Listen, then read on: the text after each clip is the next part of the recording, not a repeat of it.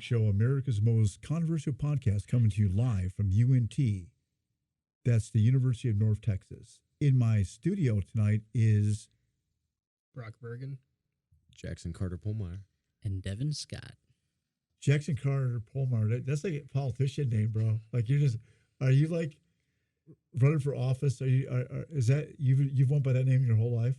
I usually go by Carter, which is my middle name, and so it's Jackson Carter Pullmeyer. Oh yeah, presents. That sounds like either a politician or like a movie director, right? Or a war hero. Or a war hero. Hey, I'll take that one. Yeah. Anyways, we were talking last week about dreams. We're not going to talk about that to the end tonight, but something we mentioned was the movie Altered States. And so you watched it for a little bit? Yeah. You watched the whole thing? I did not watch the whole thing. Did you see him metamorphosize into this crazy thing? I did. I saw him turn into a single cell, I think, is what it was trying to say. Trippy. It was very bizarre. Very bizarre. So he was in a deprivation tank, right? Yeah. And then every time he went in it, he regressed more and more, right? In the evolutionary chain, he went reverse, right? So, yeah. One thing that I picked up on, I think it was just interesting because he's not a great guy outside of the chamber. Like he's kind of like a jerk. He doesn't really care about anybody else. It makes it sort of obvious that, the point is you go into this chamber where your inner mind is supposed to speak to you, and it's so clearly telling this guy that he is just a total jerk. Like he's having all these horrible, terrifying experiences where he's turning into almost like a nightmare. Very much like a living nightmare. It's kind of a weird movie, but we were talking about deprivation tanks and stuff like that. We'll talk about that in a future event. Next week, we're going to have Walter Block, the famous libertarian scholar who's always invited. We pretty much every semester we invite him at least one time to come in. But so you guys, if you ever have questions about libertarianism, next week is the week. Not a Republican, not a Democrat, fully libertarian, free market, free speech, anti-cancel culture. Interesting thing about Walter Block is that he went to high school with Bernie Sanders, and he was a super liberal guy. And then somebody invited him in the 1960s to hear Ayn Rand, the author of The Fountainhead and Atlas Shrugged, and he, over a period of time, became very libertarian and is now like considered one of the leading libertarian philosophers, thinkers in the United States today. And he's still teaching. He's like in his early 80s. And when I was going to school back east, he came and spoke at Princeton University, and I became friends with him. I actually have a recording of an interview I did with him in 2016 that no one's ever seen before. I have like this bootleg interview, like I think it's like a 20-minute video. I still have it. Got it stored in the vault. Yeah. So anyways, Brock, our resident sports expert here, rocking a Green Bay Packers hat and clothes. So they won, right? Yep, got the W. So the Detroit Lions beat Kansas City last week. Yep, that was a pretty close one. I mean, I feel like that's more on the Chiefs losing than Detroit winning, but win's a win in the final books.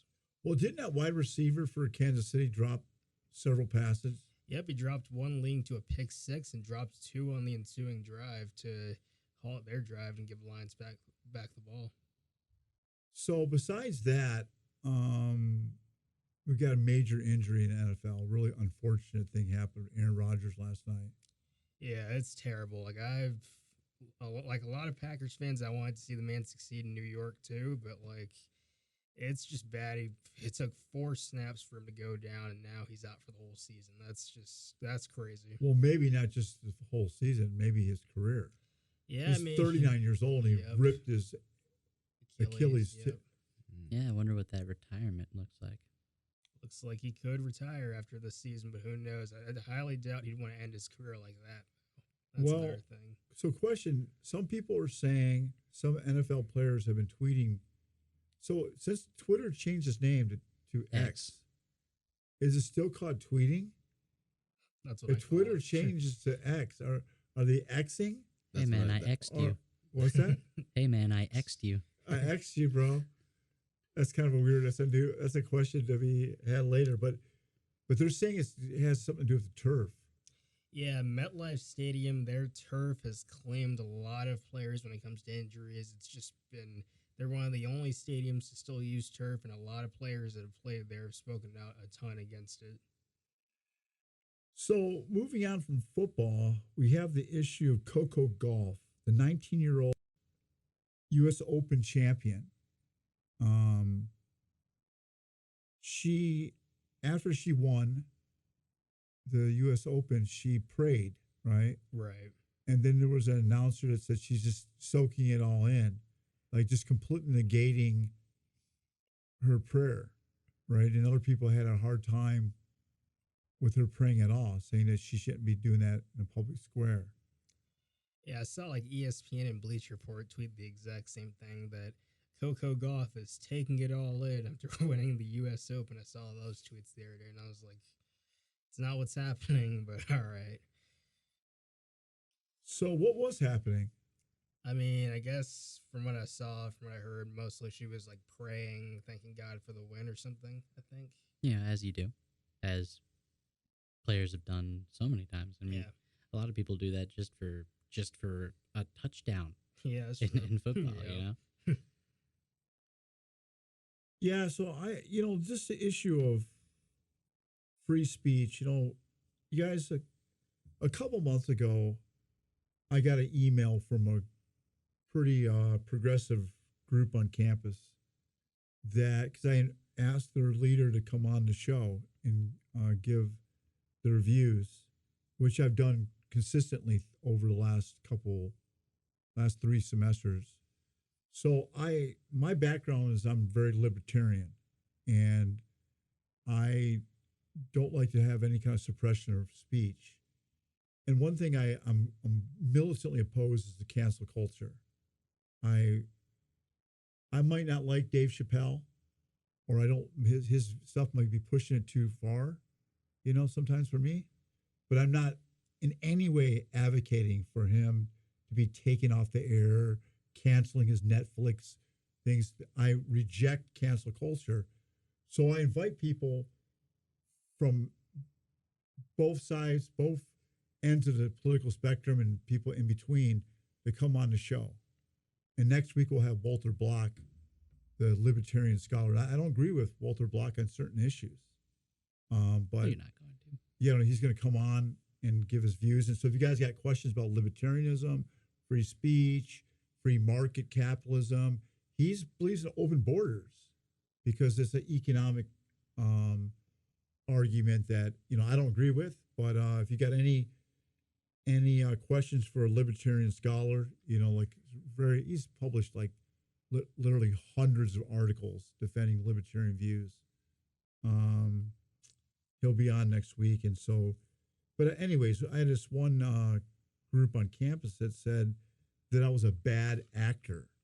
They had heard that I was a bad actor on campus because you're a socially conservative individual, and we don't really like that. I go, well, wait a second. If anybody knows me,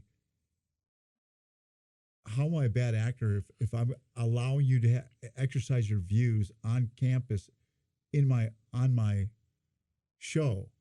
You might not agree with my views. Just because you don't agree with my view, I'm a bad actor. Well, you disagree with me. Yeah, I mean, but another thing, now this gets into the issue of free speech and whatnot. There's a Christian group on campus. Have you encountered it, Jackson? Have you heard? What group is it? It's a Christian group. I don't know. There's an outside group. They open air preach on. I have, yeah. I was actually, I talked to one of those guys for a little while just this past week. I was gonna bring that up if I got the chance, actually. Yeah, I've invited those guys on the show, but they crossed the line for me, man. So one of the leaders, I don't know what person you spoke to. You don't have to compare to email, but this guy came on. I mean, I invited him on the show, but he went farther. He said, "Well, actually, what we want, Lee, is we want all your email contacts that we can start sending your emails to your." I said, "Bro, not only is that not going to happen, my invitation is rescinded. I'm not your puppet, man.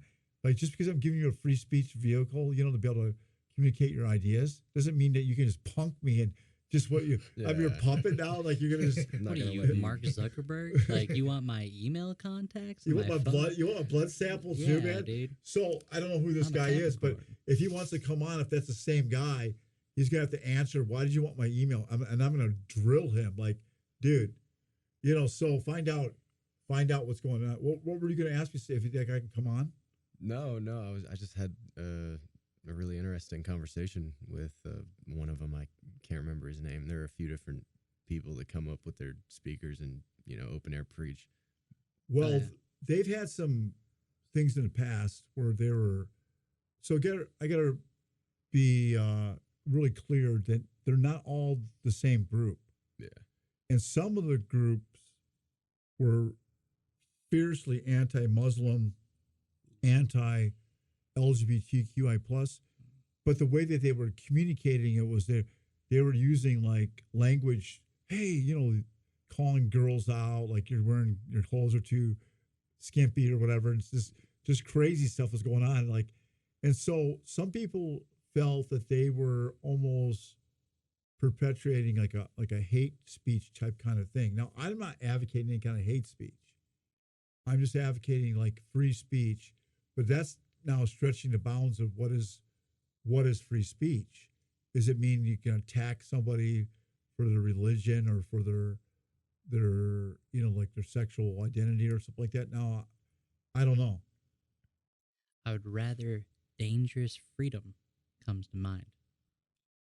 A danger freedom. Whatever law you make for people you disagree with will be used against you. Will, not might, will. I mean, look at the cancel culture now.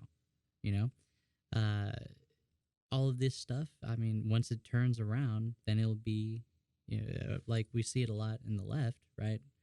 Now you're seeing it coming from the right. Look at the Bud Light fiasco, right? They almost tanked an entire company because of that for canceling Bud Light, right? So what I'm trying to say is that I would much rather know the people that I disagree with because they're vocal and they have a space to speak than to wait for the knife in my back later. I would much rather if someone had views that I didn't, agree with, so I can avoid them. But we do all this suppression of what you can say. I say let hate speech or anything like that because now I know that person is a hateful person and I can go the other direction. Well, that brings up the issue of this Anthony Oliver song. Did all you guys listen to it? Yeah, I heard the song. Yeah, I liked it on Spotify. Okay, so Anthony Oliver, from what I understand, is a guy from Virginia, who worked various I guess kind of like warehouse jobs and stuff like that. You can say blue collar. Blue collar. That's better way of phrasing it. Blue collar jobs, but it has an obvious talent, right, for social protest type kind of songs, right? And so he wrote a song, and I guess he posted it, and it resonated with like millions of people around the United States, and it became the #1 song in the country. I was not aware of that. Yes, That's it great. became the #1 song in the country, and I think it's still on charts. I think it's at 6th leading. I mean, he's like blown up overnight from one song. But when you listen to the lyrics of the song, they're definitely controversial, saying that ultimately bigwigs kind of control everything, right? Now, did you guys hear the part about the miners on the island? Yeah. That was that kind of like a allusion to like No, that was directly talking about Epstein's Island. Epstein's Island? Epstein's Island, Hey. which they still haven't released the list for yet. I'm just throwing it Yeah, out because Donald Trump might be on that list, right? I've seen there. pictures, I'm pretty sure every single one of them is on that list. and that's you know, I've seen pictures of Donald Trump with Jeffrey Epstein. Look, I'm not a conspiracy theorist at all, but what is, and not only that, with young girls that don't even look like they're 20 years old, with Donald Trump and Jeffrey Epstein. Yeah. Then Joe Bill Biden Clinton be too, you know, sniffing the children too. I'm just saying. and then there's a Jeffrey Epstein had a painting of Bill Clinton in a blue dress, and as well there's some And you guys and George And- Bush oh, with man. paper airplanes going after two little towers. Yeah, you didn't see that one? no, I didn't see that one. Oh, those yeah. are- Yeah, it's pretty good. It's actually a pretty good painting. I would hang them up actually. Yeah, I would too. Although it's missing the third building in that painting. So guys, why do you think that Anthony Oliver, after listening to the song, from your guys' perspective, why do you think the Anthony Oliver song was resonated with so many people? Because it's true. For so many. For everyone. Just that you can't get ahead in society. Money, inflation is so bad. Like you can make $20 an hour, but it's really like making 10. Things are just blowing up. Like, I mean, Oh yeah, but CEOs and corporations are somehow making record-breaking profits. It's almost like trickle-down economics doesn't work. what do you think, Brock? I mean, I'd say because, well, politics and all that gets talked about a ton, and regardless of whatever party is getting talked about, and I'd say that kind of stuff, it draws like attention, it draws like streams, it draws all that kind of stuff. Like anytime like someone makes a song about like a political event or whatever, it gets like millions of views because that's what most people are tuned into nowadays, I'd say. But one thing okay, there's this band from Italy, Danskin. Oh, Oh, okay. Have you heard about this band, Danskin? I believe I know who you're talking about. They're yeah. like, am I pronouncing them right? Gosh, I don't know Doesn't enough matter. about Okay, it. so there's a band out there, Danskin, that's way more controversial than that Anthony Oliver. I listened to it. I'm going like, what's the issue here? I mean, yeah, it's pretty controversial. I mean, he says some things, but there's way worse. Like Straight Outta Compton, you know, of NWA and all that was infinitely more controversial than that, right? Mm. So I guess it just made.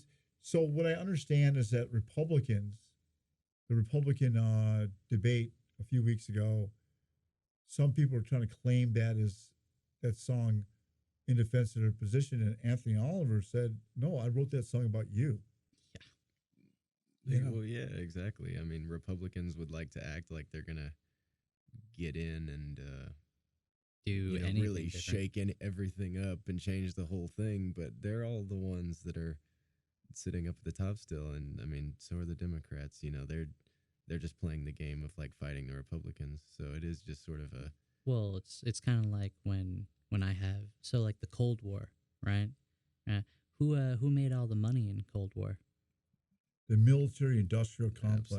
absolutely. And at this point, we're just seeing look, it's the left versus right, red versus blue. It doesn't matter. They're all getting filthy rich, Mhm. and this is just the new version of bread and circuses. We're all comfortable, and the circus is our government.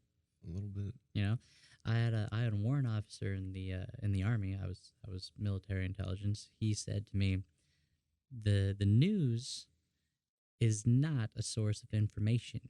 It is a source of entertainment.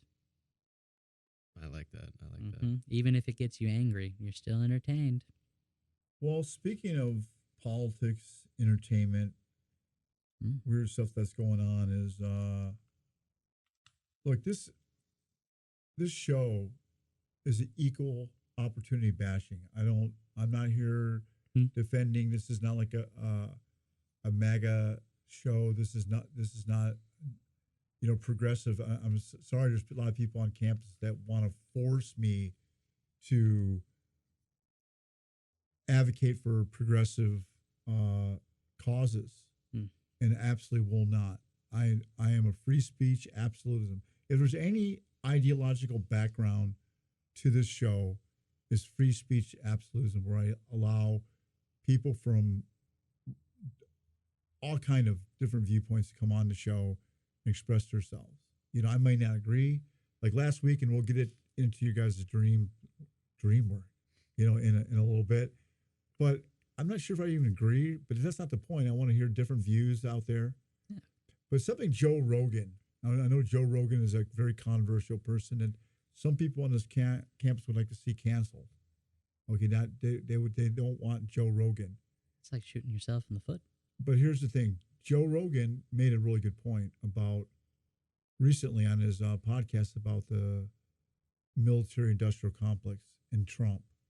Like Trump or hate him, and a lot of people clearly hate him on this campus. But Trump made a good point. He said that the military-industrial complex wants wars to continually happen to get rich.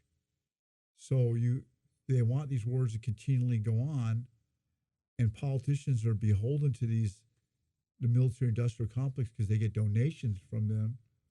And Trump says, I know because I played the part. I was in their shoes. Like, Trump was one of the first people to really just call out the military-industrial complex. And I'm not saying I agree with everything that Robert Kennedy Jr. Brings up, but he came on Joe Rogan's show and he was talking about how the guys. I mean, this is a fact of history. The Vietnam War. Yeah.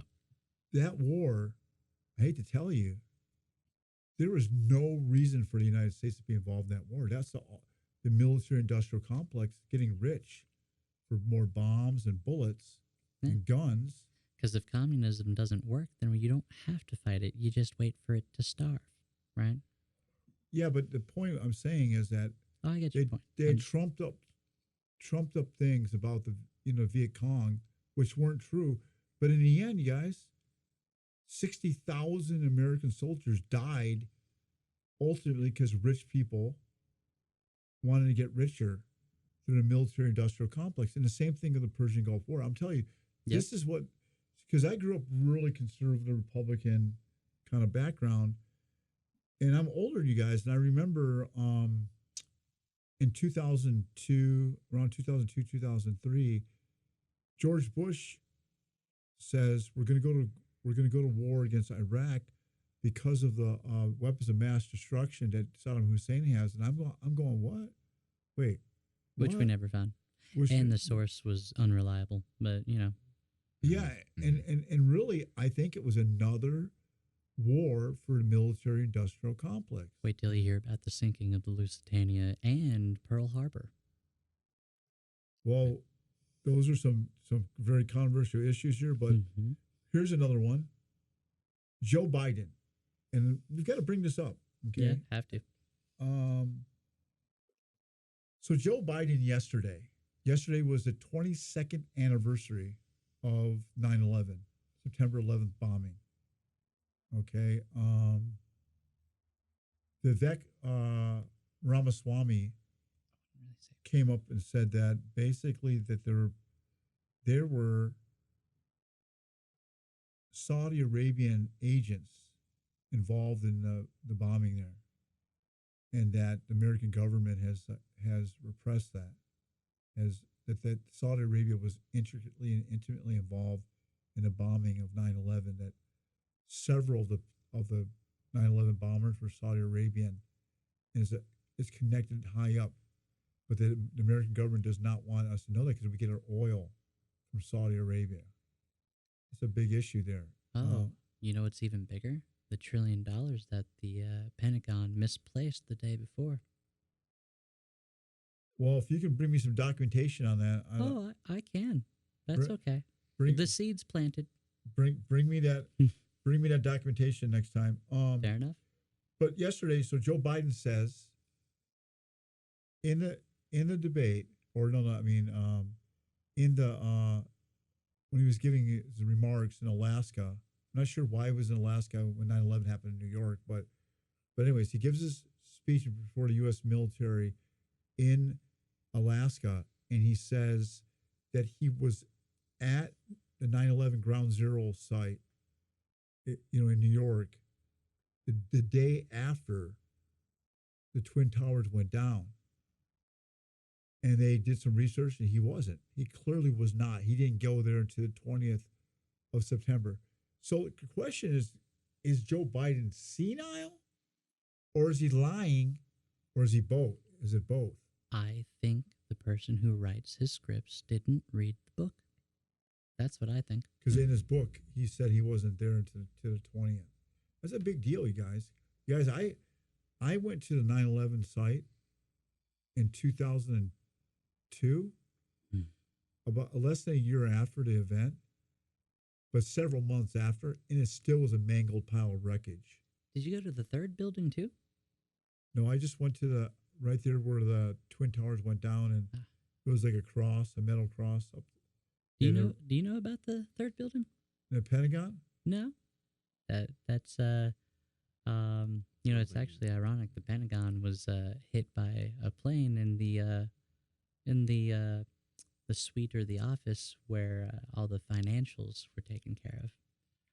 Just throwing that out there. But I'm talking about the third. I think it was building. It had like a 3 numerical thing, and it fell just like the 2 towers. Like there's videos of it. And there was a lot of financial information in that building as well. I can also bring you documentation if you like. Bring me that documentation. So, but anyways, so we have that issue. So what do you guys think? When you guys see Joe Biden on TV, do you guys feel like that he might be a little too old to be up there? This has nothing to do with Joe Biden personally, but honestly, I think if you're over the average life expectancy, you shouldn't be trusted to hold the office of the president. Well, do you remember what was her name? Feinstein? Have you seen her? These people are falling apart. These people don't know where they are anymore, and That's they what make people decisions and for then me. Harry Reid. The skin is drooping off of their faces. Well, that's because And these are the people that are making the laws. They don't even know how much a banana is. Yeah, they can't even see the bills that they're signing because their eyebrows are just drooping over their eyes. That's because their lobbyists are just telling, sign it. So Jackson, hold your hand. So you're for the young generation, Z, Gen Z. Mm-hmm. You too, Brock. You guys are Gen Z. Do you guys like having an 85-year-old dude up there as president? Does that kind of he's 80, but is that kind of weird to have that old of a guy up there? It seems like sometimes he doesn't really even know where he's at. Am I just slamming in person because I have my own bias? It just seems that way. I'm not 85. No, he's 80. He's 80. I've met a lot of people. I know a lot of people that voted for him, but I do not know anybody that likes him. They just didn't want Trump. Anyone but Trump. Blue, no matter who. Well, sort of. Yeah. I mean, it was just sort of a, better of two evils or something like that. But yeah, there's not a lot of actual support behind Biden himself. It's just like, we have to oppose the Republican candidate. Well, how are you supposed to support the guy who doesn't even know what room he's sitting in, or falls asleep when, the people of Hawaii just had their children burned to death, which we still haven't found all those, or just walks directly out of putting a pin, the Medal of Honor on someone, just walks right out afterwards, doesn't stay for the rest of the ceremony. I guess he just had to go pee or something. I don't know. But this guy doesn't respect tradition other than... Well, maybe he's not capable because I don't think he's capable. Incapacitated. And the Democratic machine has put this guy in there because he's a puppet. I don't think I've ever seen a more of a puppet president than Joe Biden. Like, what is he really?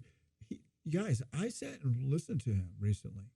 Oh, That guy is fully My- incoherent. my condolences. He is by far the, everybody says that Trump was the funniest president, but if you can actually sit down and listen to Joe Biden, he is the funniest president. And I don't, it might be because he's slightly senile, but Slightly. I mean, it's wonderful. It's He wonderful literally listening to melts him down and starts telling you. string random words together. Yeah. Well, he'll also tell you about wildly inappropriate things from his childhood. I love Yes, it. I heard They're my- not even true. the corn pop That- story. yeah. They're not even true. Well, that and I heard someone through the wall when I was a kid doing something crazy, and I'm not gonna tell you. I'm paraphrasing because I'm uncomfortable speaking about that. So Kevin McCarthy, Hmm. Speaker of the House, Kevin McCarthy, announced today that he's launching an impeachment probe on Joe Biden in his connection with his son's business dealings in the Ukraine and China. A lot of people might not know this now, but there's a good possibility that Hunter Biden will go to prison next year because he clearly violated the law. This is not a debate. His deal, he had a sweetheart deal that fell apart with the Justice, Department of Justice, and they are prosecuting him. The question is, here's the thing: Joe Biden had been in the Senate for 36 years before he became a vice president under Obama. And then he goes out of the office for a few years and he becomes a multimillionaire. And a lot of the money that he received came from his dealings with Hunter Biden. Because he's been in power and all the institutions of power are basically subservient to him, there hasn't been much light shed on how did Joe Biden become a millionaire. Well, children sell a lot on the black market. Well, I'm just saying, dude. I don't know about all that, man. I don't know if we can say that Joe. Oh, and wait till they see how much the CCP is in his pocket. Well, or he's in the pocket of his. Oh yeah, my bad. Man, Dyslexia is real my- bad. My personal, extremely honest opinion about the whole Hunter Biden issue. I was talking to somebody about this earlier, which is why I have this prepared. I do not care at all about Hunter Biden. Every single family has a Hunter Biden. I Yeah, feel like dude. I am probably the Hunter Biden of my family. You're just- taking drugs and Just going wild, doing my thing, having a real great time at the expense of everybody else a lot of the time. But but the point is, the president of the United States of America potentially personally enriched himself right before he came in office due to his son's sketchy real estate deals or business deals, and he would have never. If Hunter Biden was not the son of the vice president or a senator, there's no way the Ukrainian businesses in China would have been giving him just buco bucks. So, in turn, the question is, and it's a legitimate question, and like, how did Joe Biden become so rich in just a couple years? Well, same reason Ocasio-Cortez is also super rich now. She started off as a waitress. Now she's a millionaire. Same reason. Lobbyists, corporate interests, foreign interests. Hey, let me put a biolab in California. Let me put a police station in New York, says China. Yeah, have you seen those articles? I've seen some stuff where Ocasio-Cortez became wealthy. She's done some ethics reviews for And completely removed from reality at this point. well, it's weird when people are in office. There's really almost impossible to get them out of there unless they do something like kill someone on like live TV, because every single one of our politicians that I know is a criminal in some way. Hillary Clinton did something that would have sent me to jail for the rest of my life. But did nothing. No fine, no slap on the wrist, and it's Speaking of going to jail for the rest of your life, the dude from the Hmm. that '70s show, Danny Masterson, I think it's Danny Matheson, that's is it Hyde? Is it Hyde? Hyde. Yeah. Well, That- I haven't heard from him Okay, for so a bit. did you guys see? Okay, I don't want to make a big deal about this, but so Conan O'Brien, remember the guy that used to be in on the late night show, yeah, I Conan know O'Brien, Conan, right? yeah.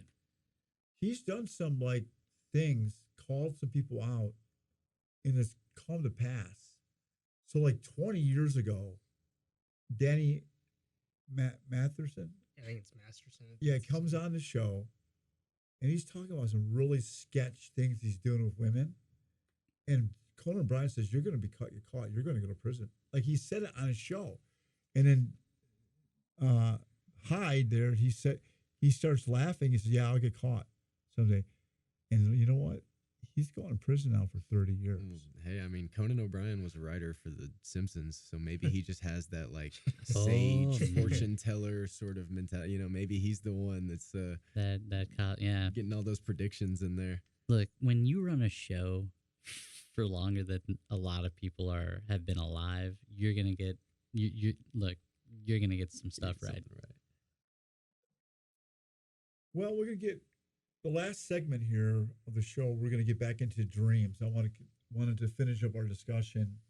We've talked about a lot of issues, and this is what pretty much our show is about: is issues of the day. We get different people from the UNT or outside community to talk about political and social issues.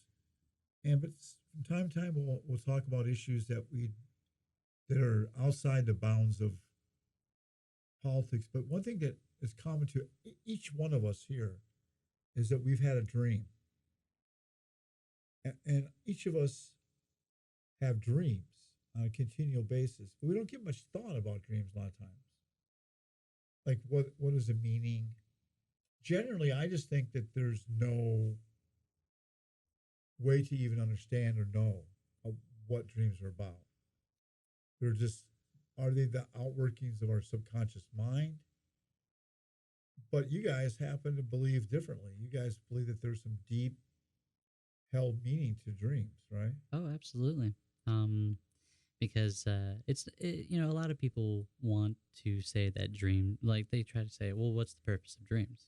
And when I give them a laundry list, they're like, well, it can't be all this. Well, what's the purpose of being awake? Was it going to the grocery store? Was it remembering something? Was it this or that? So it's just not convenient for a lot of people to understand about dreams. It truly isn't, and it's a whole universe in here. It's like trying to understand the meaning of life. You know, that's not an answer that I can just easily give you, other than maybe 42, for those who get that reference. But yeah, so dreams, we know neurologically that like this is a fact that it helps memory.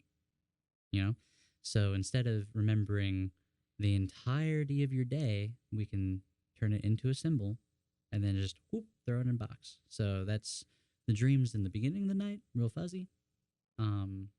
Usually you don't remember a whole lot. Most of the time, real goofy, really symbolic. This is just you compartmentalizing and turning everything into a zip file. But that's just one of the many purposes of dreams. Well, question. Okay, I'm going to challenge you guys tonight. Okay, I thought about this week, Okay. and what I really don't want to do is become like a yes man on this That's show. good. You know, That's good. and I'd ju- much rather that. and then and just like okay, and just be congenial, and just let people just say stuff without being challenged. You know, like Yeah. so. Okay, so you have a multiplicity of different psychologists, psychiatrists out there with a large variety of opinions about the meaning of dreams. Now, some people that are completely secularists that believe that we live in a closed system of of there's like no they're materialist. There's no spirit, there's no soul. Mm. So there's really no meaning to dreams whatsoever. They just happen. There's no other people say, well, there's actual objective meaning to dreams.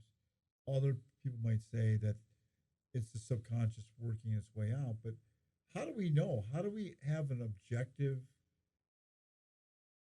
hard science answer to the meaning of dreams when you have a wide variety of opinion out there about dreams? Does that make sense what I'm asking? Like Yes. you have all these Yeah. different why should I listen to you guys? I actually have an answer to this. So, in neurology right now, we are so like dream research is not, oh, hey, what'd you dream? Da, da, da, da. No, oh, I mean that's part of it, but it's mostly neurology. We watch the brain waves. We watch the parts of the brain, what's active, what's inactive. So when I say dreams are subjective, I do not mean that that there aren't objective physical structures in your brain that I can look at and be like, haha. So there's Japanese scientists right now who, upon that person waking up, they'll ask you what you dreamt, and they'll look at the corresponding brain waves and be like, okay, those are associated with city bus, or associated with travel, da da da da, right? Depending on which part of the brain is active. So the only part, so what you experience in a dream is subjective. However, there's a very objective thing happening in your brain.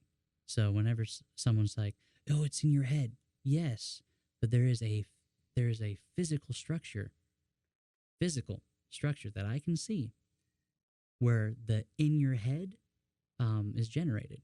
So yes, they may be wrong objectively, but for them that is reality. Does that make sense? Explain that a little more.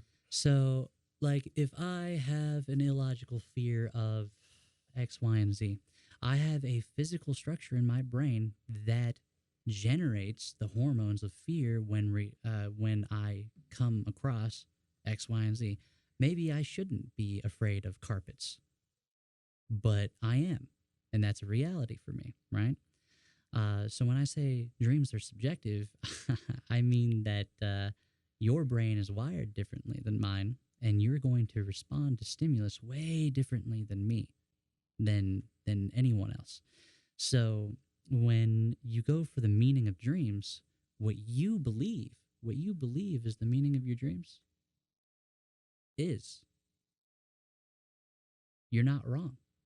If you think they don't mean anything, I believe you might be wrong, but it might not be wrong for you until we do enough research on many different people, many different beliefs, many different ethnicities, backgrounds, and all these stuff. We can't give you the objective. There's no one size fits all. That's like saying that my waking life should fit uh, everyone else's waking life. The homeless man is wired differently than the billionaire running the government. You came really close to putting into words how I would answer your question. I don't want to draw it too far out of dreams, but when it comes to these concepts like these higher forms of consciousness, these intangible ideas that only exist within our minds, I'm not entirely sure that there can be such thing as objective truth. I think that there can be, it's almost like a black hole where you can see the things, you see the light circling around the black hole, but it's impossible to see the actual black hole itself. It's impossible to actually see the one truth, the I am. It's impossible to really grasp. I mean, I'm taking this to a whole different breadth of meaning, but there's a ton of different interpretations of it. Like there are Tibetan shamans that they have these 9 different dimensions, and the dimension of dreams is Oh, like, you talking about Tibetan dream yoga? Yeah, and it's like That's the great. fifth dimension. It's literally, I mean, it's a higher state of consciousness, and I don't know if there's. Well, you can simplify that for they just believe that this is a dream. Well, yeah, but No, it kind like of all of this. it That's kind of what goes they believe along in it. with like the Tay in Buddhism. Like it's just these incomprehensible concepts that we can only really work our way around. You know, we can work towards it, but we can never really get there. If that makes sense. So it's kind of like infinity. You none of us can comprehend infinity. However, when I put the infinity symbol, I understand that that at least symbolizes infinity, the concept of it. Well, believe it or not, we've come to the end of the show, Yep. and we've covered a lot of issues. What is it? Trying to think of. Oh, Occam's razor. Mm, So Occam's razor, the most simplest explanation is generally the right one. generally, yes. Okay, I would say, and this is just my conjecture, Mhm. that if you're having problems at work, you're stressed out about something at work, or you're stressed out about a relationship, Mhm. and you're dreaming about that somehow your subconscious is still processing some issue that's going on today. Yes. That I mean, I'm not trying to. No, that's one of the functions of dreams. That's one of them. Is your daily life and your dream life are not separate. Your dreams are going to affect your daily life, whether you remember them or not, and then that's going to affect. So if you have a problem like work, you're going to dream about it, even if it has the more you don't want to think about work, the more around the bush your dream's going to be about it. In my experience. Well, next week we're going to have the one and only Walter Block, Mm. libertarian thinker, philosopher, economist, on the show.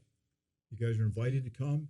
Try to come a little earlier because he's going to start right at 6. Absolutely. Okay, and Yes, sir. we've talked a lot of issues tonight about Aaron Rodgers. Really unfortunate. You know, Yeah. I am a Christian. I definitely want to pray for that guy. Felt really bad. You know, he goes to a new team. Horrible situation. Yeah, I just hate to see it. What's that? Just hate to see it. Hate to see it. Also, Kevin Porter. Yeah, he's just. This is the second time getting arrested. He's been proven to be just a problem. It's unfortunate because he had a lot of potential, but he just keeps screwing himself over. It's a problem. Houston Rockets guard basically strangled his girlfriend. She broke a vertebrae. Yeah, the new report that came out earlier is that he would not leave until she kept bleeding or something. It was He'll never ugly. play another Yeah. second in the NBA. Yeah, And shame on the NBA if that dude plays again. Mm-hmm. Okay, Yep. and You'll there's a start lot of seeing a boycott. okay. There's a lot of issues going on, you guys. Coco Gauff, the U.S. Open, her prayer, the secular media not wanting to indicate that she was praying. But next week we'll talk more about these things. I want to thank you guys, and we'll have a recurring talk if we can about dreams because I know that's interesting in your guys' heart. This has been Lee Enochs. Jackson Carter Pullmeyer. Brock Bergen. And Devin Scott. This has been the Lee Enochs Show, America's most controversial podcast, signing out. God bless everybody.